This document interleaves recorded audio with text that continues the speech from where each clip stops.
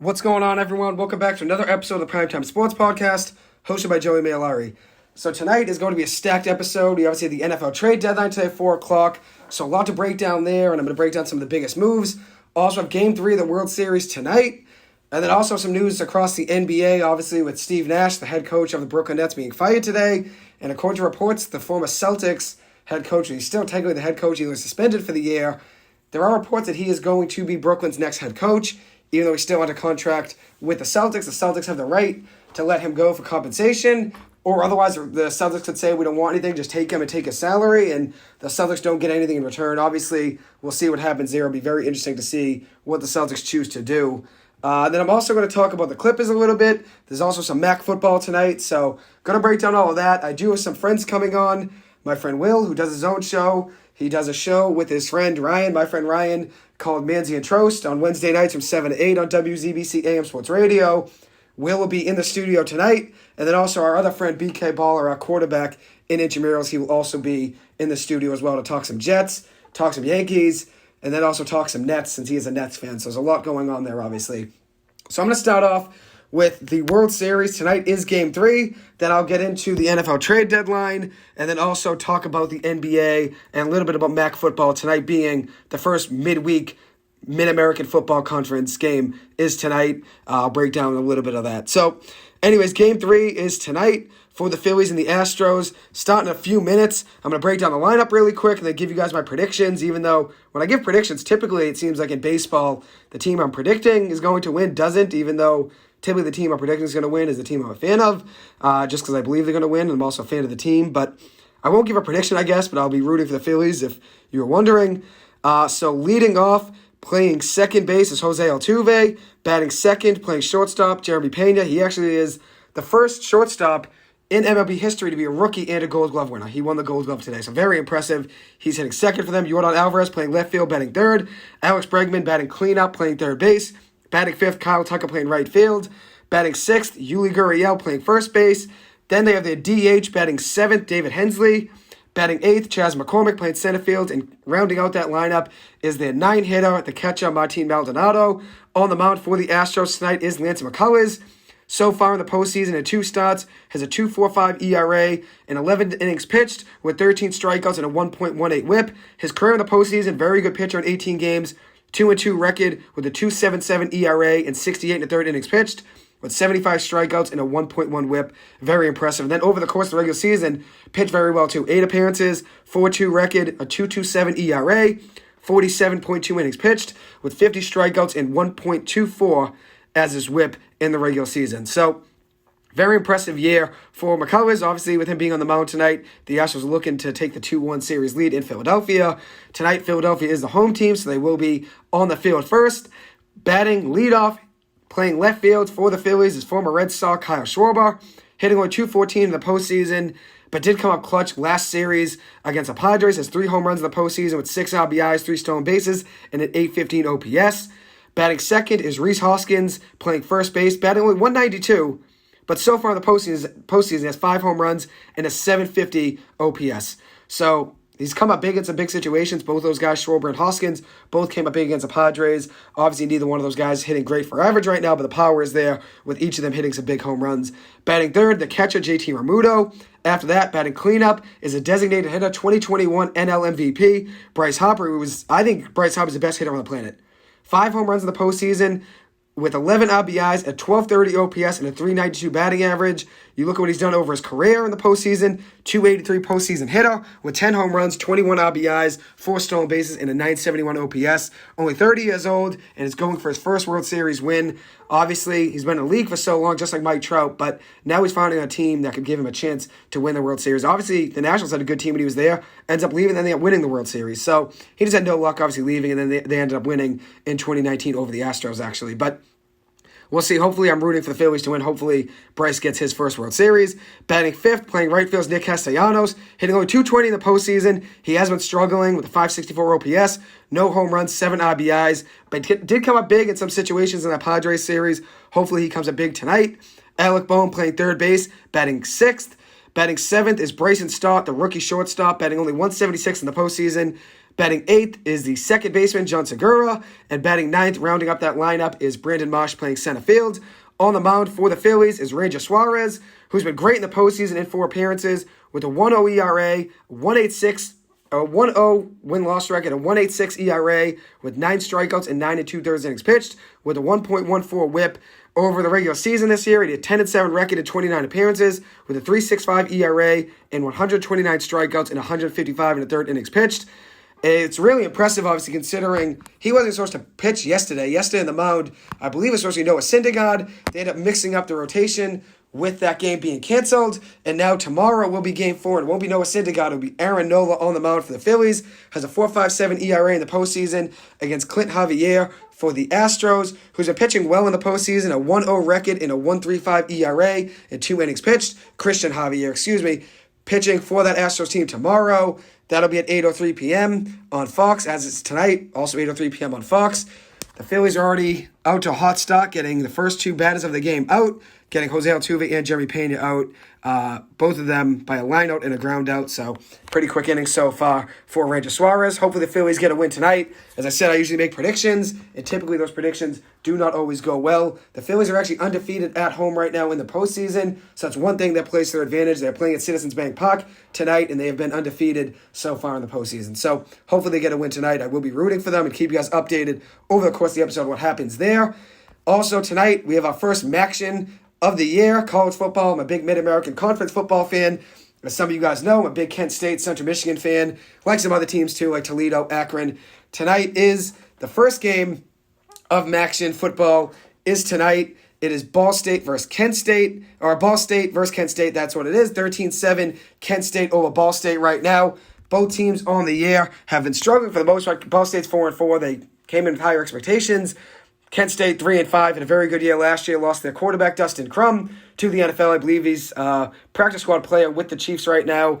Very good player over his career at Kent State. They've been struggling though on the year. 3-5 record. Colin Schley is their quarterback.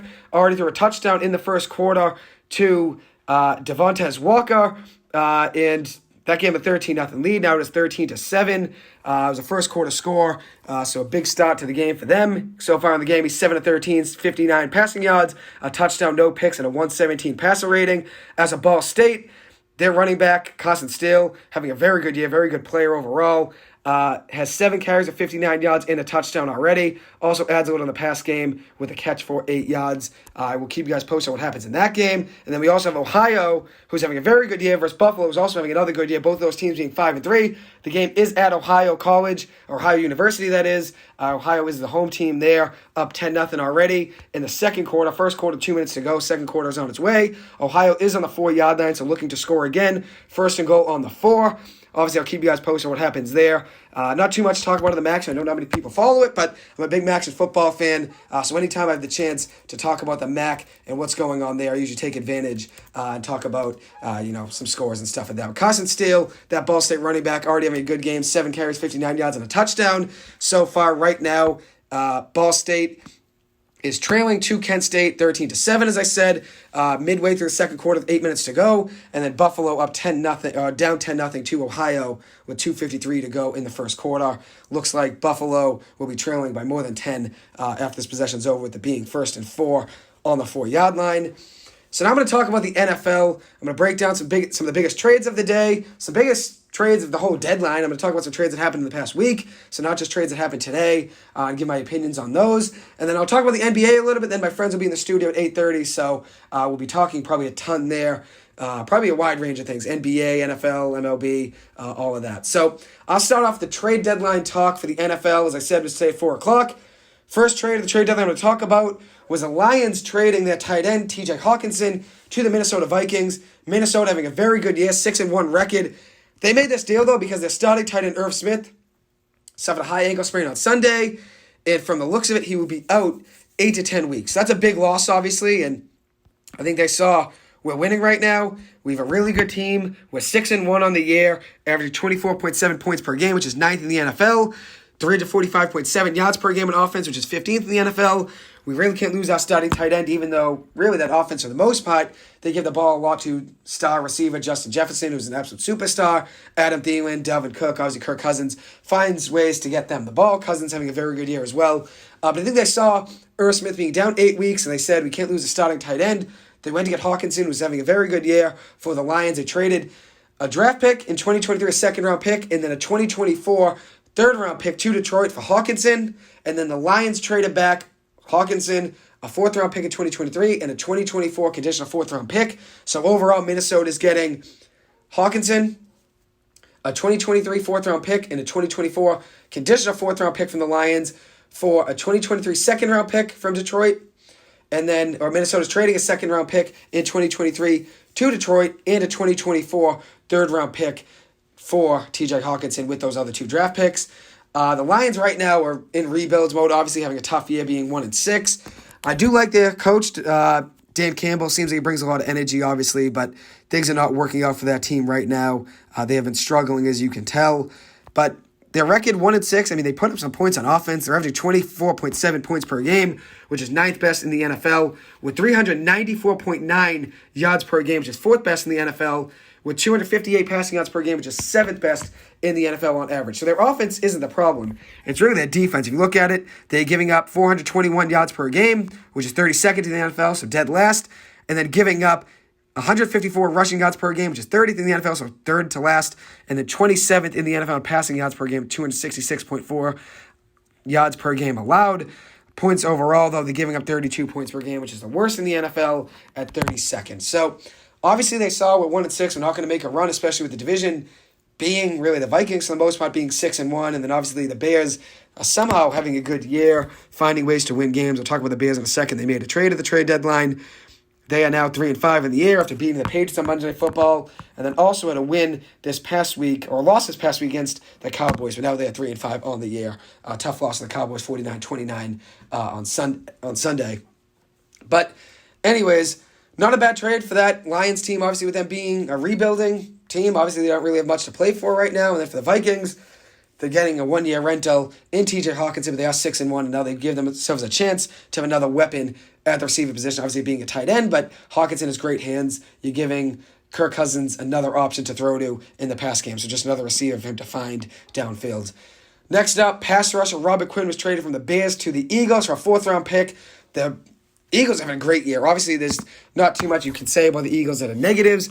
One thing, though, is that they wanted to improve their pass rush a little bit, which is still having a very good year overall, 7-0, obviously the best record in the NFL. They play Houston this week on Thursday night at 8:15. Houston 1-5-1 on the year. So, obviously, the Eagles are going to be favored in that matchup by 14 points. That's what the line is right now.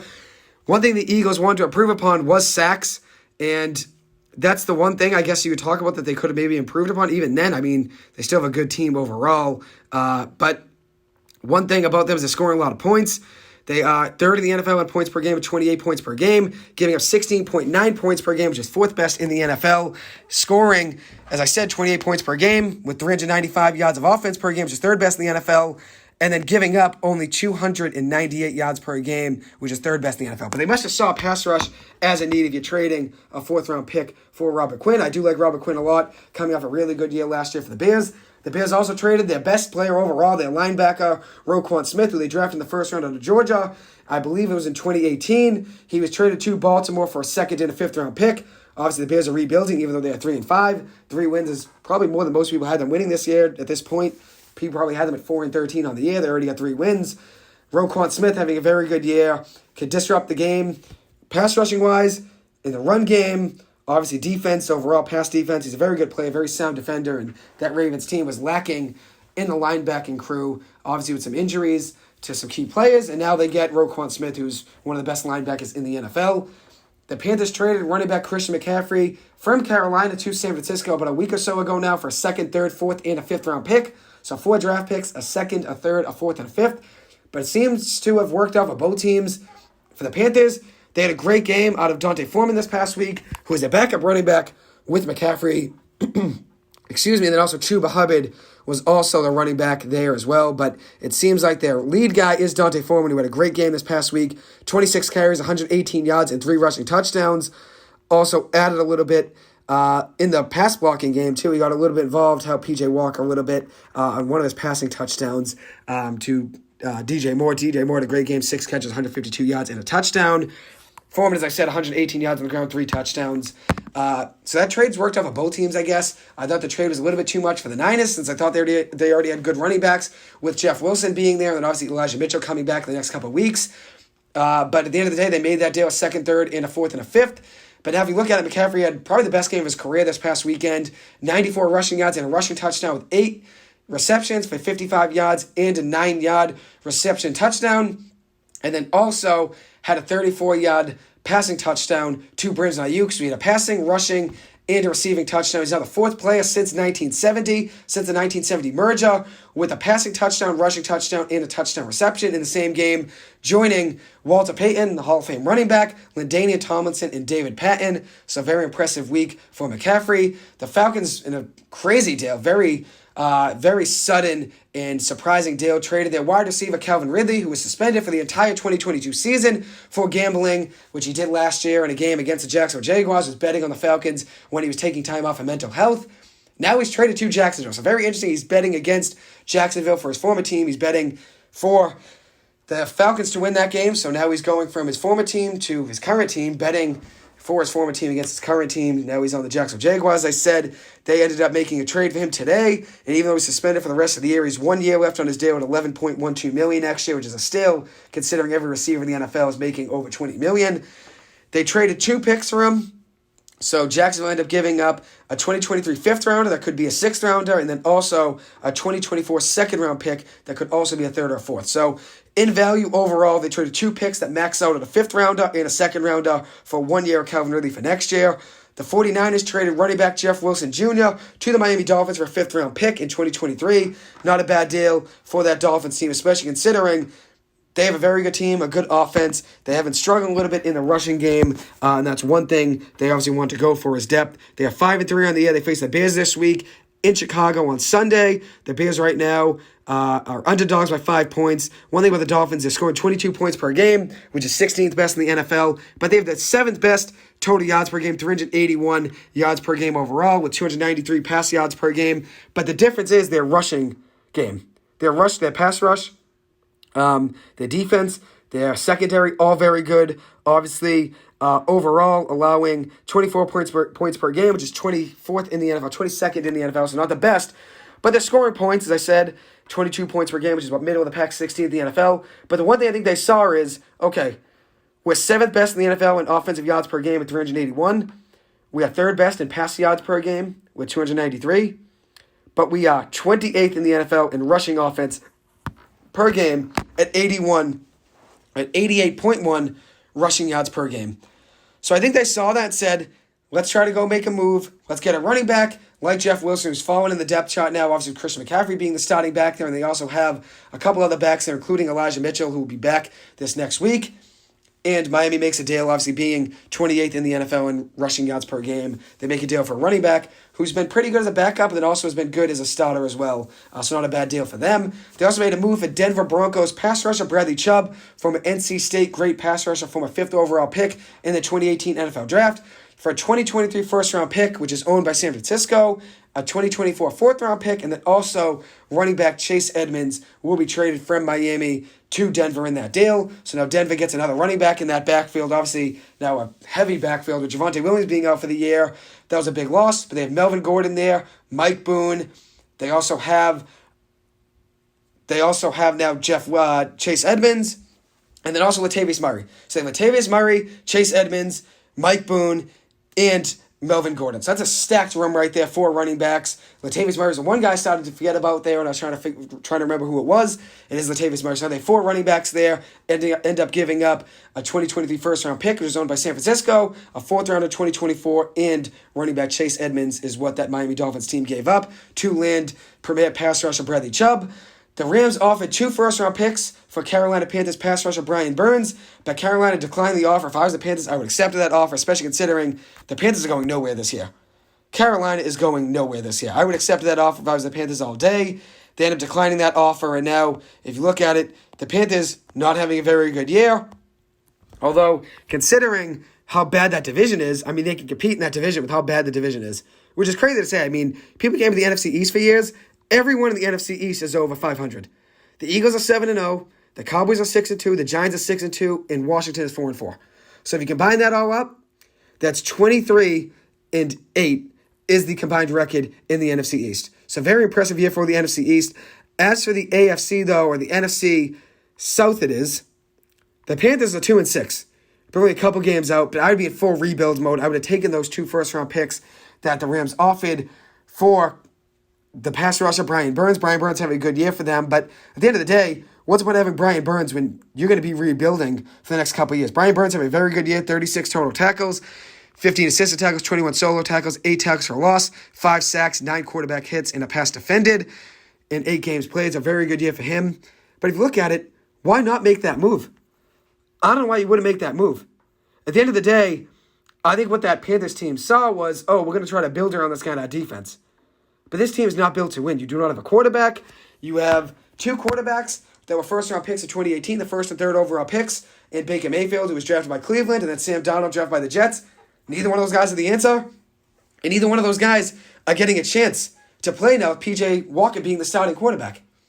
So at the end of the day, you do not have a quarterback, and taking those 2 first-round picks would be premier. And trading up, let's say if you don't get the guy you want, let's say you have the 4th pick and you want to trade up to the 1st, or just taking those 2 first-round picks and building around those. If I was the Pins, I wouldn't have taken that deal on the Rams. I mean, at the end of the day, I think this Rams team might be shot for the year. They're not having a very good year, 3-4 on the year after winning the Super Bowl, obviously, last year, not scoring many points. They have 118 points total on the season, which is 31st in the NFL. They're 28th in points per game, 16.9 points per game, 2,082 total yards on the year, which is 30th in the NFL, and 297 yards per game total on offense, which is 30th best in the NFL. So very much a struggling year for that Rams team. They're 2-3 in their last 5 games, and they're just looking for anything they can cling on to. And I guess Brian Burns was their guy. They wanted him, but obviously it didn't work out. Another team that could have made a deal, which the Rams could have made a deal for pass rusher, they tried, they didn't. Another team that could have made a deal was the Giants. And I'm actually very happy with the Giants staying still and not making a move for DJ Moore. He has a $25 million cap hit next year. The Panthers wanted a 2nd or 3rd round pick for him. And if you look at it, obviously the Giants could use a receiver. Kenny Golladay has a $21 million cap hit this year, in 2023 and in 2024. So this year and the next 2 years after this one, he hasn't been the receiver that we paid him to be. I didn't really like the 4-year, $72 million deal we gave him. I was never the biggest Golladay guy. But one thing I've looked at in the past week now is that if this Giants team wants to turn the season around, especially if you're not going to make a trade at receiver, you have to have trust in Kenny Golladay. I've never been a Kenny Golladay guy. I don't like his effort. I don't like him walking back to the line of scrimmage with a minute to go and we're trying to rush to the line of scrimmage. I don't like that he drops balls and doesn't care. I don't like that he's not diving for balls that he should try to catch and not laying out when he has the opportunity. I don't like that he doesn't block when the run plays it to the outside. But one thing I looked at in the past week was you're probably not going to be able to move this guy unless you give up a 2nd and a 5th round pick and also choose some of that money, and you'll get a 5th or a 6th back in return. Maybe a 4th back in return if you give a 2nd and a 5th with him and then also choose some money.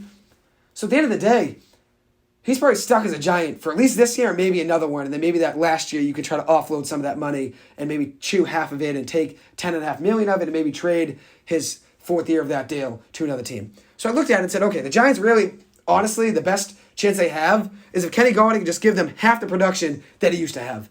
And I'm a little bit more optimistic after watching some of his interviews. He's saying he wants to be on this Giants team. Obviously, he was 6-2. He went 6-2 without him for the most part. He hasn't played at all, really much at all, besides the first couple weeks.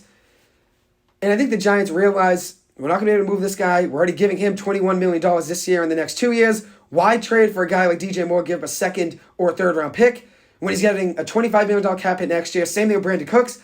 The Texans wanted a 2nd round pick for him. Obviously, he stays still in Houston. DJ Moore stays still in Carolina. The Texans want a 2nd round pick for Brandon Cooks, who's worth $18 million in the cap next year.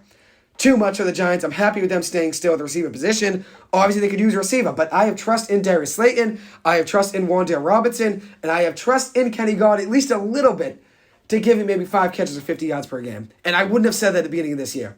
But something's flipped. Maybe it's his attitude in the interviews. Maybe it's him saying he's progressing and wants to be back as a Giant. That at least I'm a little bit more optimistic than I was a week ago at this time about Kenny Golladay. Last player I'm going to talk about is Chase Claypool was traded, wide receiver on the Steelers, was traded to the Bears for a 2023 second-round pick. Obviously, now they're trying to supply Justin Fields with another receiver. Obviously, their receiving crew isn't that great. Cole Kmet, tight end, has not been great. Just caught his first touchdown since 2020 on Sunday. And then Darnell Mooney has not had as good of a year as he did last year. Now they add another receiver in Chase Claypool. And now a couple things I'm going to talk about before I get into the NBA. Bryce Harper hit a huge home run for the Phillies.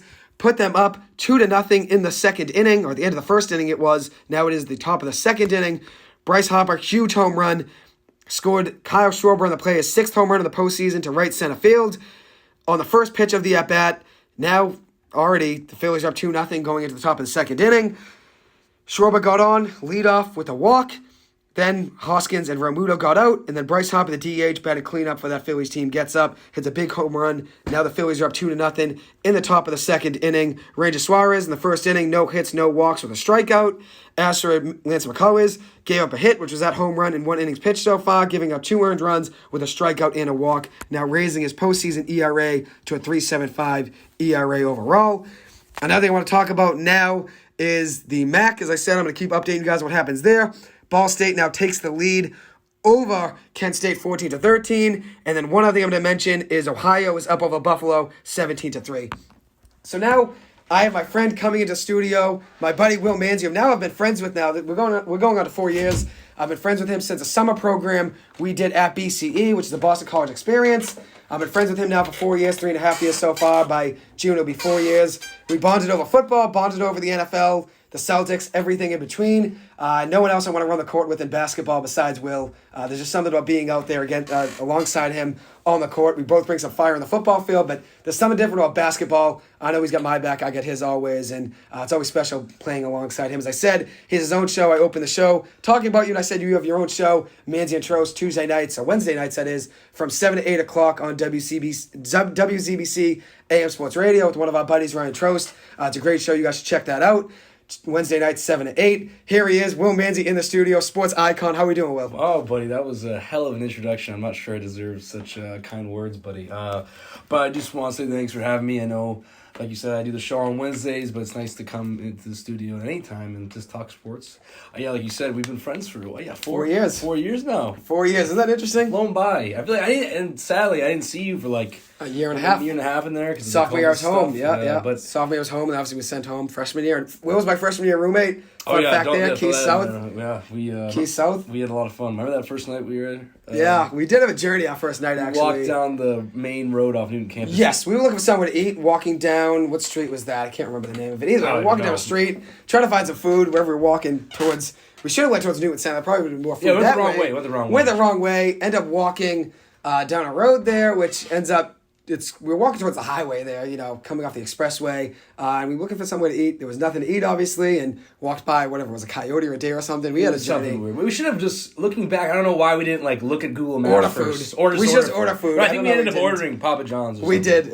One of many times. Many times we did. Papa John's was the freshman year staple. One of many times we ordered Papa John's, obviously. But hey, that was the best part of our experience. We're always doing something crazy and having a good time. Looking back, let me see what that street was. Now you're going to be looking. Now you're going to be thinking about it, though. I'm trying to wonder. We have to be exact. You want to be accurate. No, you're going to be wondering. Center Street. It was Center Street. Of course. But Center Street. spelled T-R-E. T-R-E, exactly. T-R-E. You got it down, exactly, to a science. Look at you. Also, does the audience know that we have another guest coming in? We do. BK Ball. I talked about him very briefly. I mentioned your show at the beginning. Talked about you and Trost. Obviously, having a show, Manzi and Trost, on Wednesday nights from 7 to 8. And I talked a little bit about us and Intramurals. I said BK is a quarterback. Nothing crazy, though. I didn't really get too much into it. I'm waiting for BK to come in and give us, obviously, an introduction. But I'll obviously introduce him when he comes in. He's in the bathroom right now. He just needs to take a quick little pee. But he'll be in the studio. I'm psyched to have you guys. Thank you for coming. I'm excited. I almost didn't come. I wasn't feeling 100% this morning. Rough night, but hey, you made it back in. But I was like, you know what? I can't pass up on you got no sleep last night, but you were here. No, that's all that matters. We're chilling, dude. We got to talk sports. You made it in. Lost, and today, it was crazy. Today happened to be the busiest day of sports. Of NBA, I know. I just broke down the NFL, the trade deadline. Down. We can talk about there was so much shit to talk about. Yes. And I'm excited to dive into it. Yes. We'll just wait for Baller. Yeah, we'll wait for Baller to come in. Yeah, BK Baller is his nickname. So if you say Baller, that's referring to Brian Kaelin, our buddy. Obviously, this is Will Manzi in the studio. My friend now for 4 years since BCE, Boston College Experience. We did a program together. And I believe it was the first day. I had a Victor Oladipo shirt on. We might have stopped talking some Pacers basketball. Which it's just one of many times you saw me wearing a sports shirt from another city. I know. I was definitely like a little confused. I definitely didn't know like where you were from. Well, I just assumed you were from Indiana, I guess. Yeah, like, and then I had a Giants shirt on the next day. Yeah, you're a man of many fanhoods. I am. The LA Clippers, my new favorite, right? Do you talk about the Clippers in this? I do talk about this a lot. I did not talk about them yet tonight. I was saving that for you to hear your opinion on them. All right, we'll 3-4 on the year, but coming off a really good game for Paul George last night. Big win for the Clippers over the Rockets. Rockets 1-6 on the end, now 1-7. Isn't that crazy of a win? But with the Clippers struggling, being 2-4 last night, getting a win, improving to 3-4 is definitely big. Getting back on track, but and especially since I think a lot of the NBA media, a lot of people. Like to just fans in general, even they overreact too early in the season. Like, how can you possibly make declarations about teams, indictments on teams that there's 7-8 games? 7-8 games in now. 3-4. It's games. Especially in the Clippers case, to not play devil's advocate for me. To play devil's advocate on behalf of you. Yes. So I thought you meant. Kawhi Leonard has obviously not played basketball in a long time. 5 of 7 games he's missed now. And he's already missed time. 5 of 7 games this year. That's tough when the cohesion's not there. He's never healthy. He's never fully healthy. He probably won't play back-to-back games at all this season until the playoffs, realistically. And am I correct when I say, did he play? He played for Ty Lue. He played for Ty Lue. He did. That was the first 2021, year. His first year. Okay, so he did. He did play for Ty Lue. So he has familiarity there. 2019, 2020, and then also 2020, 2021, and then tore his ACL in the playoffs in 2021, and then missing the whole rest of the playoffs. They went to the Western Conference Finals without him. Yeah. That's what gives me this hope that this team has enough to win. Obviously, they have enough. Oh, for sure. They have enough depth, obviously, but it's hard to put a million talented players like this Clippers team. It's hard to really navigate a team and get them to win since you have so many personalities, so many talented players that are looking for time on the court. But that's what gives me hope is this team went to the Western Conference Finals with all the talent they have without Kawhi Leonard. Now you've had a guy like Kawhi Leonard. What I'm saying is, a lot of times it's hard when you have so much talent because it's hard to get guys minutes. Terrence Mann was a starter last year and now dropped minutes. He's off the bench. He's off the bench. He's getting 10 minutes a night, 12 minutes a night. Well, that's a good thing. 50 minutes a night. If you have a guy like Terrence Mann getting 10 minutes a night. 15 minutes a night, you must be pretty deep, I'm just saying. Oh, they are a deep team overall. I mean, that's the thing. It's hard to get those guys time to court. With Kawhi Leonard now missing time and John Wall being out every other night with his management and knee management, it seems like Terrence Mann will get minutes, Luke Kennard will get minutes. That's true. And I will say it's probably beneficial, and it seems like they have been employing the strategy for the Clippers to play the long game. Yes. Because, like you said, definitely. They have two of their most important pieces, including their most important piece. Definitely. Kawhi they have to do this. They're doing this load management thing. It's got to continue throughout the whole season. We know that's going to happen, especially with Kawhi. I think they just want to be a playoff team and be healthy. Just be healthy. And then, Kawhi won't do the load management once playoffs come. I think he'll start ramping up maybe like March, April, might play a couple back-to-backs, but he's not going to play it definitely for the foreseeable future, the rest of the 2022 part of this season. I think when it gets to 2023, maybe in the new year, he'll be playing some back-to-backs, maybe close to it. But right now, he's been out. This next game will be the 6th of 8 games he's missed already in the season. He's now missed 5 out of 7, which is crazy. Obviously, only played a couple games so far for the Clippers this year, but they were 42-40 last year without Kawhi Leonard for the entire season. Only 40 or so games from Paul George, a handful of games from Norman Powell, and a handful of games from Robert Covington. So a ton of talent for this Clippers team, obviously, and I'm looking forward to seeing them hopefully get fully healthy. That's one thing this Clippers team has not had is being fully healthy and having, like you were saying, cohesion between all the players. You really can't get chemistry between guys when they're on the bench. No. You can't get cohesion. No, and Kawhi, it's going to take some time. I just be patient, like I said. Can't overreact to a small sample size like this. The one thing that's nice, though, for the Clippers is they don't have to worry about, who's the best team in LA this year. I think the Clippers could... The Clippers could play average basketball the whole season, and they would still be a better team than you could probably legitimately take out. You could legitimately take out Kawhi Leonard and Paul George, and that team probably still might have a better record than the Lakers. Probably there's a chance. Yeah, no, there's a chance. I don't think Terrence Mann and Norman Powell and Robert Covington and Marcus Morris and Zubats and all them led the team. John Wall, of course. You could probably take out just Kawhi, and that team still has a better record. Paul George might be close, obviously, but yeah, Paul George would be close. But even the fact that you could make that argument speaks volumes about the definitely talent. lack on of the talent. Lakers, It's lack of depth for the Lakers. That's their biggest issue. There's no shooting either. There's No, absolutely none. no shooting. No shooting at all. I mean, like literally, and when I say no shooting, there's nobody. There's not a single player on that team that I would be like, I trust that guy to make 35% of his Kendrick teams. Nunn's probably the biggest one. And That's he just doesn't- nuts to and say. he He's not doesn't the even biggest play- 3-point shooter. He's getting the least minutes of anybody in Yeah, the squad. he's probably the best player off the bench. I mean, probably one of the best players overall besides, obviously, LeBron, AD. They need to give him more. Russ is my boy. Need to give him more tick then. Hey, Russ is playing better off the bench. One game sample size. Hey, I think it's a couple, right? 2 games, is it? I think it's a couple. Oh, Maybe a 1 or couple. 2. I think it's 1 or 2. But either way, regardless, he played Yeah, he better. had 18. Well, then their first one of the season, he had 18, 8, and 8 off the bench. Yes, I think he might have 2 now off the bench. But regardless, either way, I mean, it's only a small sample It's definitely. I mean, at this point, you have to try something, right? Yeah. So like he obviously wasn't working Flip the in the starting script lineup. and He try wasn't. something. Nothing was clicking. They can't trade him. They'd love to trade him, right? But they can't. They can't so you trade have him. to make the most of what you. Just like the Giants and Galladay, can't move him. No, you can't move Galladay. Can't move Galladay. Who's the worst trade asset? Galladay or Westbrook? Oh, well, luckily Westbrook only has 1 year left. This is the last year of the deal. So I'd Galladay's probably got go 2, 3. Galladay's got this year, so the last 9 games of the season, and then next year and the year after. So 2 more years after this one. my- $21 million each of the next 2 years and this year. You would almost have to couple him I just with said a it. first round pick. I said a second and a 5th rounder to get a 4th rounder back, and you have to chew half the money, realistically. To get rid, I which don't is even know if nuts. the fourth rounder would happen. I don't even know if that's. Well, you'd be giving up a second, Yeah, a and second's chewing huge. half the money. He'd be making $10 million rather than 21, and every receiver in the NFL is now making $20 million plus. You'd still have to eat up half his salary. Oh, in no, the definitely, first place, definitely. And all that guaranteed money. You're would almost have to chew. better. You're almost just better off just letting him rot on the. That's what I said today. I just said now that at this point I don't like Galladay. I've never been a Galladay guy.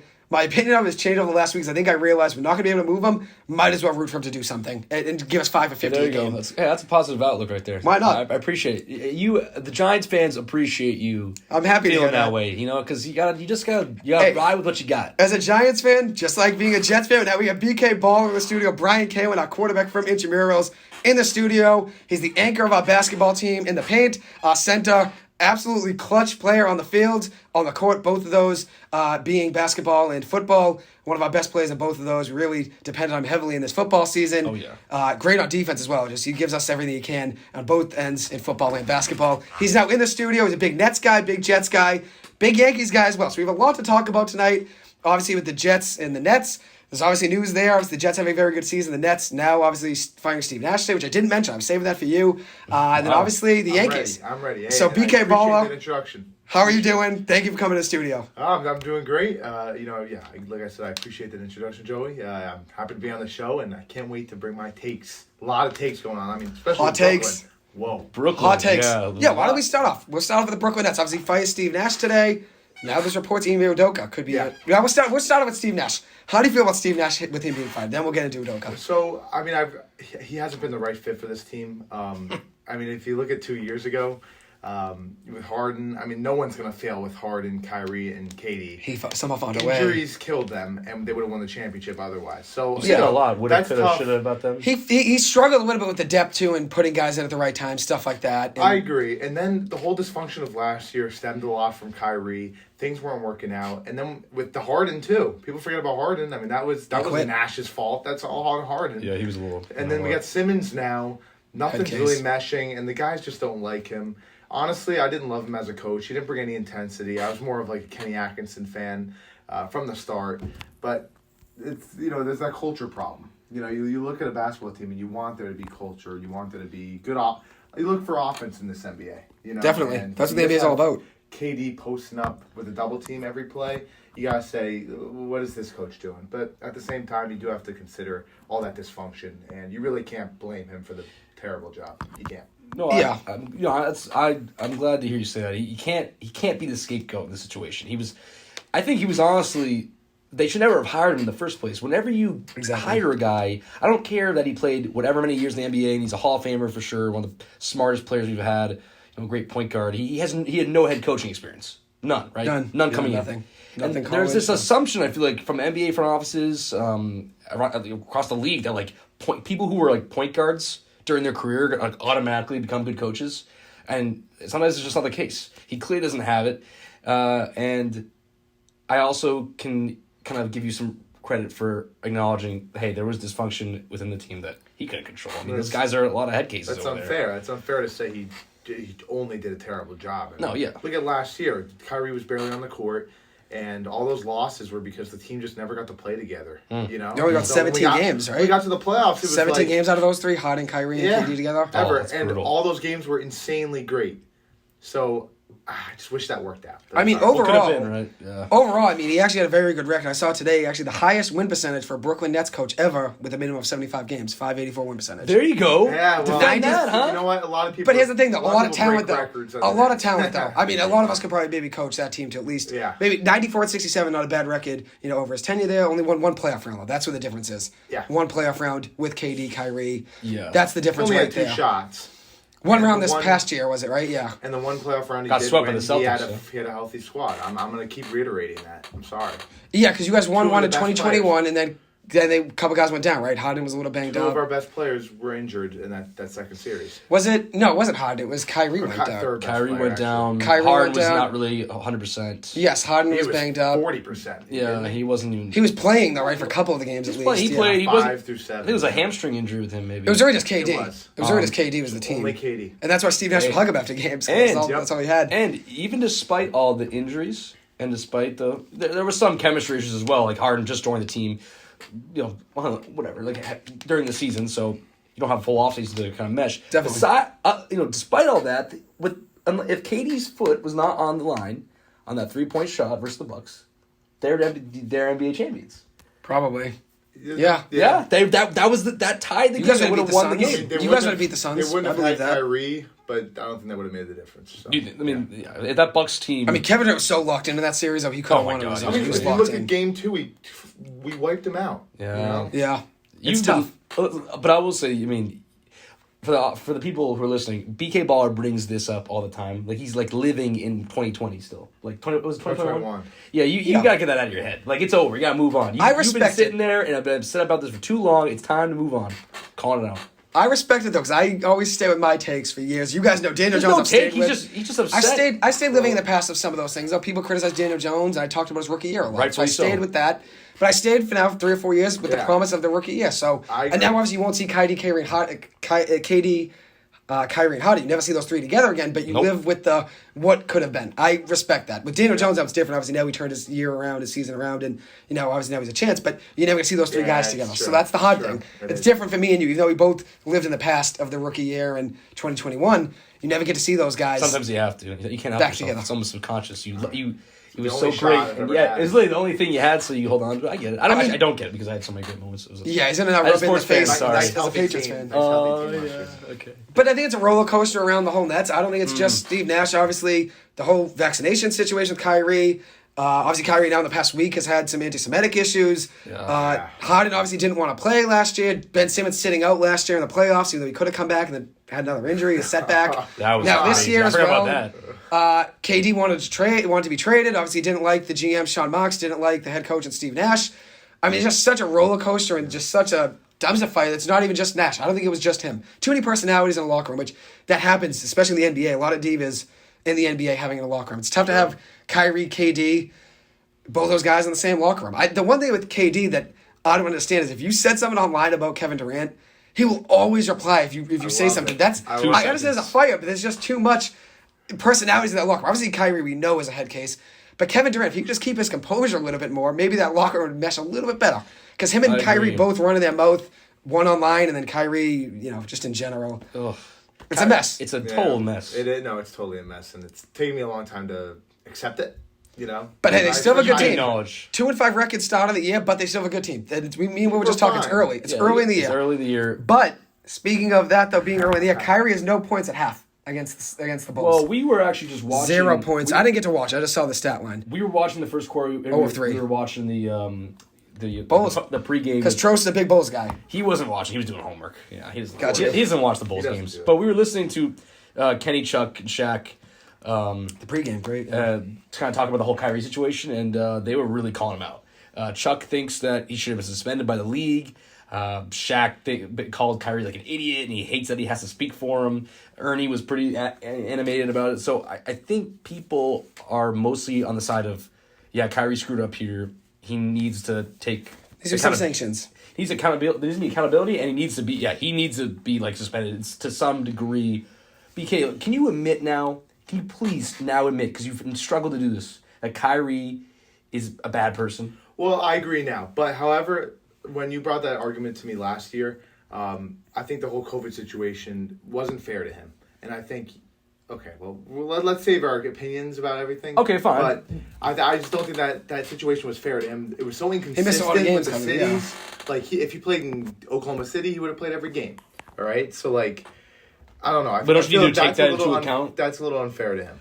It's a little unfair, but he needs to take into account he does not play for the Oklahoma City Thunder. He plays for the Brooklyn Nets. They have a certain, within their jurisdiction, there's rules to abide by. So for sure, I don't have any sympathy with him about that. No, for sure. Tough, obviously. I don't. He's a tough loss too. So he's a big piece of the team. Missing games. We can talk about that all night. But, missing games is important. But you only got 64 games out of KD and Kyrie together with Steve Nash. So even though he played, 94 and 67, those guys weren't on the floor that often together. Only 64 games out of 94 and 67, so what's that, 161 total games right there? That's 2 seasons. 2 seasons worth, you only got 64 games out of them. So really not many games out of all those guys together. And obviously I don't think it was just him. Only one playoff win, series win. And I don't know if it was just Steve Nash. I'm not saying he deserved to keep his job. I'm just saying overall I don't think he was the main culprit. I think there's just way too many guys in that locker room. I don't even think Mike Tomlin, who is somehow keeping Antonio Brown under all the media and everything for 7 or 8 or 9 years wild? Yeah. in Pittsburgh. I don't know how he did that. No one knew he was like a crazy person. No one knew he was nuts. Was he though? Well, he must have been to some degree like this. I feel like at least But I don't know. If there was, to me, you have to assume that he was always, because there's not a clear trigger point. Like, why did AB the perfect hit become? Was it the perfect? It's the perfect. I guess it was Juju Smith-Schuster winning the Player of the Year in the locker room. Right. All the players voted who's the Offensive Player of the Year, and they voted Juju over AB. AB did more touchdowns, I think, but Juju had more yards. I think Juju beat him in some stat, maybe his receptions or something. And Juju's also like a rookie or second-year guy, so and I don't know. He's kind of flamed out, honestly. But that's the thing, though. I don't know if Mike Tomlin could have kept that team's head in the game. No. Truly not. I don't know. Very different, obviously. I'm just saying, I don't know if any coach could have succeeded. No, and I think something that came out, I think Nash told Marks, hey, these guys aren't listening to me. Like that, it's almost like admittance. And I almost feel like that happened last year, and it did happen last year. He's just, I don't know why we avoided it for 8 months or however long it was, 6 months. Yeah. I don't know why we avoided that. It was weird that you guys wouldn't have just fired. I mean, unless something came up in the last 2 weeks that changed their decision. Like, why did they even bother starting with Steve Nash as the coach in the first place when it hasn't worked? Yeah. And we can all agree that it was probably a mutual decision. I think Steve Nash wasn't like it wasn't like Marks came into Nash's office and you're like, you're fired, and they had no idea it was coming. Like they're probably like, you know what, this is it. So I don't know. I think you can also. I know we talked about we don't really know who to blame exactly. Right? It seems like it's hard to pinpoint blame in one direction, but maybe the owner. What about the ownership? I think it might be everything. You say the ownership is not great. Joe Tsai. He's always speaking on. He's another Twitter head. He's talking on things, and then he also people don't like him because he's from China and he's kind of like the support of the government. And all that whole stuff is. So it's like it's a lot to deal with. It is a lot. Can I just enjoy a basketball team? Can I watch basketball? Still a lot of season left, and I'm not too worried. I'm 2-5, very good team overall. Now we got a guy like sexting women. Coming in as a coach, so I got Ime Udoka now reports let's go to that. Yeah. Ime Udoka reports now that he will be hired as the Brooklyn Nets head coach. He's currently the Celtics head coach, still suspended for the year, though. He's still under contract with the Celtics, so if the Nets were to take him in, the Celtics will either have to trade him, with compensation, or the Celtics can agree to part ways with him, and then also you guys would pick up his salary, so the Celtics would be completely, done with his contract. Mm-hmm. So that's what I think the Celtics are going to do. I don't think they're going to go for compensation. I think they're going to go with just letting him go, relieve him of his duties, obviously end the suspension just so, because he wasn't suspended by the NBA, was not suspended by the Brooklyn Nets, so we can go to the Nets and be your head coach. Yeah. I think the Celtics are going to go that way. Just let him walk, save all that money that he was due, and at the end of the day, become your head coach. But here's the thing with Udoka. He was already there as assistant coach. Exactly. Already has a chemistry with Kevin Durant, Kyrie Irving. He was with both of those guys in the locker room. I don't know what his relationship was with those guys, but he was there when they were winning games in that 2021 season. How do you feel about if Udoka's now your head coach? Which it seems like, according to reports, not official, but according to reports today, it seems like he's the next head coach. It's great, and he should have been the next head coach when we brought in Nash. I mean, that's a little hindsight. But he was the next guy. Like, he was clearly the favorite guy to he was ready if Nash wasn't there. So no, I'm excited. He's got experience with the team. He worked with Atkinson. I think he's a great fit. I worry about all the drama and stuff. Yeah, it's really getting to me now. Yeah. I put it in the back of my head, but man, it's bad. That's just another guy in the locker room too. Think about that. Yeah. That's just another problem. Oh my God, like that. It's like they didn't even consider that. Like this team has been mired with drama for 3 years. Trade rumors. They're in the middle of suspensions, all drama. that, They're in the middle of drama right as we speak. COVID, and then Twitter they bring issues, in the most everything. controversial coach you could possibly hire.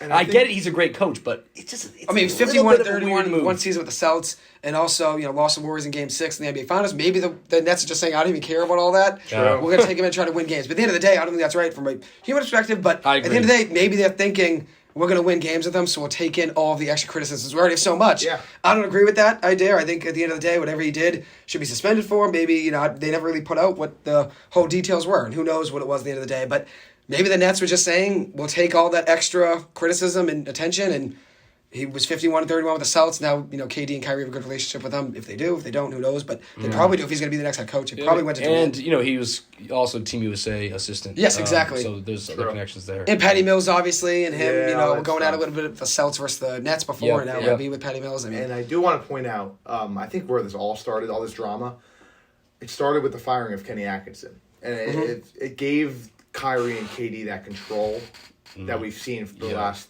3 years. Yeah. And, Kenny definitely wasn't the right fit. I agree, but the way he went out, it was mid-season, you could totally tell it was Kyrie and KD. And I think that's been reported. Like, they didn't like him. They didn't like him. So he goes, He's a young guy's coach, supposedly. He's good for, player development, but for vets, for some reason, they don't kind of... They don't, I don't know. They don't Hooper's get along with him. hoop. Come on. You're Look, right. Our professor Aaron Zola said today in our business and sports class, the players essentially hijacked the Nets organization, and that's when everything went to shit. So, well, yeah, KD and Kyrie coming over, they took just complete control. I mean, they did you hijack can't it. do Legitimately, that. they did. have to have separation. I get this is the era of player empowerment, but you have to have separation between players and management and coaching. 3 different levels, kind of like government. It's not going to function if you don't have the the balance of powers. You can't let one group of people dictate things, especially players who don't know how to run a team. Okay, Yeah. they're paid to play basketball. They're not there to make basketball You're decisions. right. If that was the That's a case, good then we point. wouldn't even need the coaches. We wouldn't need the front office guys. Except for LeBron. LeBron's a GOAT. Oh, don't even bring LeBron in this. He is I'm so great, sick though. of LeBron. No, LeBron is. He's the Time to GM. retire. Time to retire. Guys, He's a GM. and Oh all yeah, that. he did a good job this summer, didn't he? He didn't have the best. Oh, yeah. What can he do? What's then? up, bringing Lonnie Walker? Yeah, no, you know what? Lonnie Walker, No, Scott let me say Anderson. something before we move on. You guys touting LeBron as this great GM, but then the minute that they have a bad team, you blame the GM of the team. But when good players come to the Lakers or wherever team he's on, oh, that was LeBron. Yeah, he He brought him definitely in. signed off So on it's the Russ like, thing. He definitely signed off, even if he isn't a legit GM. He signed off on Russ. and that was a mistake. I would so agree at with least that, yeah. just admit We that don't he know made that. a mistake. Oh, but don't give him credit when the team is good and say it's not his fault when the team is bad. You can't have it both ways. Yeah, I think it's interesting. Whatever. It's an interesting argument. I'm not going to get into it. No, I don't disagree with you there, though. I do Yeah. agree that, LeBron definitely did sign off. He's the GM there, probably, realistically. Really quick, just interrupt. Sure, Phillies no. up 3-0 in the World Yes, Series. Alec yes. Boone, another home run. They had a two-run home run. Harper. In the first inning. What? Didn't Now see in the that. second inning, Alec Boone just hit a home run. They're up 3-0 now in the second my inning. God. So Wow. Yes. good for the Phillies there. Just want to update you guys on that. What do you guys takes in the World Series? We'll keep talking basketball too, but takes in the World Series. I had Phillies in 6 originally. I think I'm just going to stay with it just because I'm not going to change. What do you guys got? Personally, I mean, it's hard now that we've had, we're in the midst of Game 3, so, it's kind of hard to make, an unbiased opinion given what's happened. Yeah, I mean, I get that. I definitely was of the side of, the Astros are going to win this in, 5 games. I know the Phillies are hot. I mean, I get it. There's a lot of momentum. You see this a lot of times in baseball postseason where they'll be that one wild card team or whatever, make a run. And it goes back to the idea that regular season sometimes is not reflective of postseason in baseball, historically, statistically. But I just think you can't ignore the dominance of this Astros team. They're literally fully stacked. And Verlander struggled in the World Series. There's I guess there's some question marks, but I guess I would have said 5 games. And now we're seeing this happen, and I don't know. Now I'm up in arms. The Phillies can't lose another. Phillies can't win another game where your 5 games is up. I know, get literally. that. So that's what I'm saying. I was wrong, and this Phillies team is going to do what this I guess the storybook narrative is playing out. We'll see.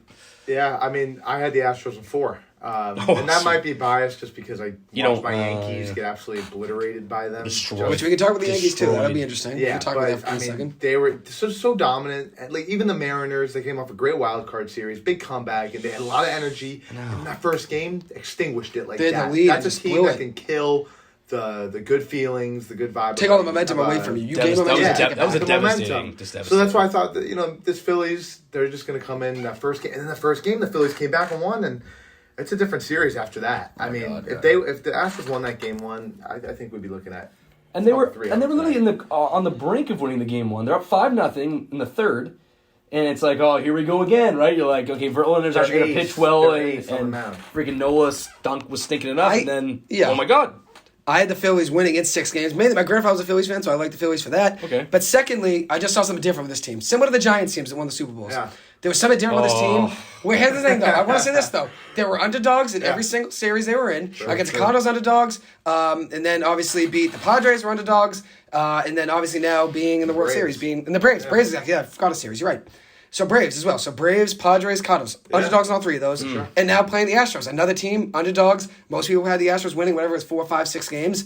By the way, now they're up 4-0. Brandon Marsh just hit another home run, so now they have 3 home runs already. But that's the thing, though. There was something different about this team that I saw on the Giants teams. Where it's just, they always found ways to win games, and no deficit was too big for them. The Giants didn't really have to come back in too many of those games they won the Super Bowls, but they did, obviously did come back in a couple of those. But in that run, we did dominate a lot of those games. That Super Bowl, we did come back down, obviously in both of those down the field. But there was something about that team, similar to the Red Sox of 2018, where they were down in games and they found ways to win and come back. That's why I saw the Phillies team. I mean, it's baseball, and in baseball, even if you're a very dominant team, you can still lose games. And we see wild card teams. That's why they made the wild card rules, because this can happen. These teams can actually win. Make it interesting. Make it interesting. I mean, 2 of the teams that are in the NLCS were wild card teams, Padres and Phillies. That proves that works. It proves that it shouldn't be just one wild card team or whatever. The expansion of the postseason was a good idea, and I will say I think I was wrong in my prediction because I chose to not ignore the context, but I didn't think about the context. The Padres and the Cardinals are like uber talented teams that they beat. Yeah, and so if they can beat those 2 teams back-to-back series, they are certainly capable of beating the Braves too. They beat the Braves. The Braves are very good pitching as well. There you go. So let's. My mistake. My mistake. It's never clear in baseball. Oh, no, the Padres took on the Mets. The Padres took on the Mets. But either way, regardless, it's interesting, though, that a lot of people went with obviously, the Padres beating the Phillies, and Padres had a very good team as well. They beat the Padres, beat the Braves, very good pitching staffs, both of those teams. Cardinals going to have a good pitching staff, too. A couple of good pitchers there. Obviously, Montgomery was a guy that the Yankees traded from, at the trade deadline, traded him for Harrison Bader. I want to get to this with you. Aaron Judge, though, which it actually worked on both teams. I didn't mind the beta from Montgomery. Montgomery was so good in July and August. Unreal. Beta came up huge, though, in the postseason. Beta was probably your best hitter, right? All of a sudden, he was hitting for power. It was like, oh my God. He's like 4 home runs in the postseason. 3 or 4. Like center fielder. He's a great defensive center fielder as well. So how do you feel about Aaron Judge? That's going to be the biggest thing about the Yankees, because there's a lot of things you talk about the Yankees. Boone, Cashman, both of them coming back probably. But I think the biggest thing you talk about in the MLB in general after the postseason ends and the offseason is Aaron Judge. What are your opinions on him? Is he back in New York as a Yankee? I know you want him to be. So there's a pro and a con. The pro is he just had top 10 best season in all baseball history. MVP. That's a big pro, right? So you probably want a guy like that back on your team. Oh, you're saying from the Yankees' perspective? Yeah, from the Yankees' perspective. The one con though is he's 30, I believe. 31. 31. Turned 31. Yeah, turning 31. So. He's getting there, and if he's given, what is he looking for, 10? Yeah. At the start of next season, he'll be 31, April 26th, though. So he's looking for 10 years. Even if it's 7 years, he's going to be old. But that's something you have to take. That's baseball. That's baseball. In baseball, how the contracts work is they give you a long-term deal, and they expect that at maybe the 7th, 8th, 9th, 10th, you're not going to be that same player. Mookie Betts, they chewed the last 3 years at the Dodgers. The big thing I can think of is CC Sabathia. I mean, we signed him to a 10-year deal, and he was great for... I mean, he was 7 years. Good for 7 years. 7 or 8 years. He still was okay, even like in the 8th. But you have to pay. And let's pay. You were also willing to take on the Stanton deal. I mean, albeit you didn't sign it, but you took it on, and that was a year after he had the MVP season. Yeah. But looking back, that season is not nearly as good as this one. So by that comparison, it should be a no-brainer. Although I guess the question is, does Judge want to come back? I mean, they were booing him in that series. I mean, that's he did struggle in the postseason, but I think with the talent like him, I know booing him, I wouldn't support. That is disrespectful. I mean, he got you to where you were. He's your whole offense for the whole season, besides the first 2 months or so. I mean, some guys were hitting at the beginning of the year that weren't hitting at the end. How do you not how do you boo that guy? How can your right mind? Are they Whatever- all drunk? I don't even know. It's New York Whatever- sports. It's New York sports, and whatever Yeah. happens, he's going for the highest price tag. That's it. I mean, Giants fans You hated don't think it Saquon matters? last year. It doesn't matter. No. So Red Sox throw him a 14-year deal worth $500 million. He's going taking there. it. Yep. You think he's going highest no matter what? Yep. I see. I was 50-50 on this that he was going to go back to the Yankees and whatnot. Now I'm probably going, if I had to give my top 5 rankings, I might have told these last week, BK. I said Yankees still number 1 since he was with you guys homegrown. Oh, yeah, I still for give you guys sure. an edge. The San yeah. Francisco Giants 2. The Dodgers 3, just because the Dodgers have money to spend. The third team I have listed, and they also talked about putting Mookie Betts at second so Judge can play right field. If they're talking about it, you know they're going to give him an Yeah. offer. If they're He'd be talking a about good it, you know they're giving him an second offer. baseman, That would be ridiculous. I got the Mets at 4 just because they have the money to spend. Although DeGrom being a pending free agent, he'll be opting That's an out. interesting deal. That's They'll an interesting probably end up paying DeGrom and not getting Judge. But I haven't listed anyways. And the Red Sox at 5, just because they haven't made a splash in free agency yet besides Trevor Story. And obviously Judge is double the player Trevor Story would be probably for at least, 3, 4, 5 years of that 10-year deal, whatever he's going to get. Yeah. But if you sign Judge, the Red Sox, You're not paying Bogaerts, and you're probably not going to be paying Devers next season. Probably, yes. So or I next would- offseason. So I don't know.